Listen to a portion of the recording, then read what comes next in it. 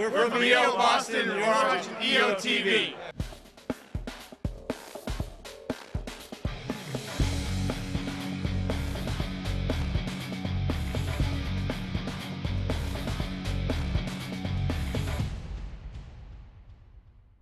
Hi, and welcome to EOtv. I am Randall Mauricio. And I'm Terry Apostle. We're nearing the end of 2010, which means it's time for reflecting on the year that's passed and looking ahead to the future. So for the rest of 2010, we'll be discussing business trends for the new year to get your business ready for 2011. Today's trend comes from speaker and futurist Jim Carroll, who, not surprisingly, tells us that business innovation will get even faster in 2011. Take a look. I want you to think about the concept of business velocity. Business velocity. Now, I spent some time with a company in the video game industry, and they were talking about business velocity in their industry. The video game industry is a very fast, very high velocity industry.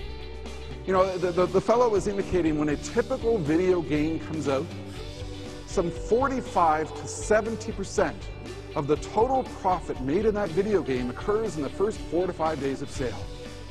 Think about that. That's a very high velocity industry. You know, and the customer is engaged in a different way, the customer is marketed to in a different way, but increasingly, the customer is driven by very high rates of velocity. A lot of the organizations I spend time to, we focus on the issue of how do we innovate in a high velocity economy? How do we accomplish that? What do we do?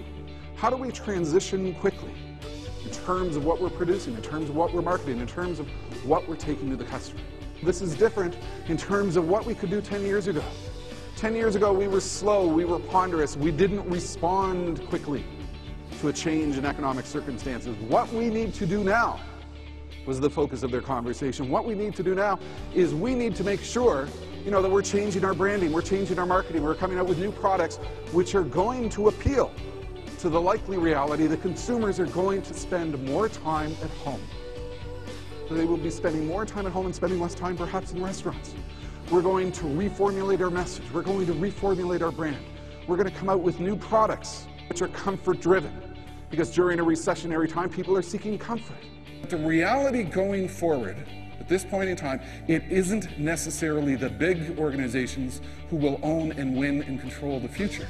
It is the fast. It's the agile. It's those who can change. It's those who can keep up with very rapid change and ingest that change. The high-velocity economy demands that we do, demands that we think, demands that we collaborate, demands that we share, demands that we innovate in different ways.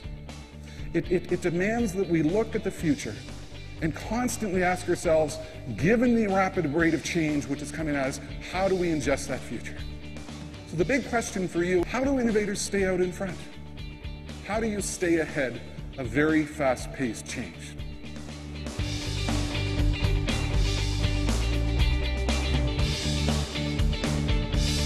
How do you stay ahead of the fast-paced changes in your industry? If you can answer that question, you'll be ahead of the curve in 2011. And that's our trend for today. Building off of that great trend from Jim Carroll, our tip this week comes from Troy Hazard, who gives us practical instruction on how to actually facilitate change in your business. Take it away, Troy.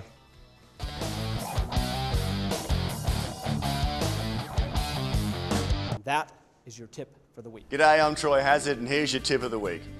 I've loved coming to EO events for over a decade. Great speakers, great content, great things online, great things to read in the magazine, great stuff on EOtv. But you know, along the way, one of my biggest challenges has been actually to implement some of the stuff that I've learned. So my tip for you this week is, what can you do to facilitate change in your business every week? For me, I remember coming home from an EO event in Tokyo, and I decided on the plane that I was just going to do one thing differently every week. And so I woke up one day and I said to my team, right, every morning at 8:30, we're going to do one simple meeting. It lasts for about 5 or 10 minutes, and so I assembled my team leaders around me. I'd ask them 3 questions. How did you go yesterday? What are you focused on today? And how are you going to do it better tomorrow? And that was the simple thing that I put in place after one EO event to try and facilitate change in my business, and it was life-altering. So my tip of the week for you is, what can you do to facilitate change in your business this week?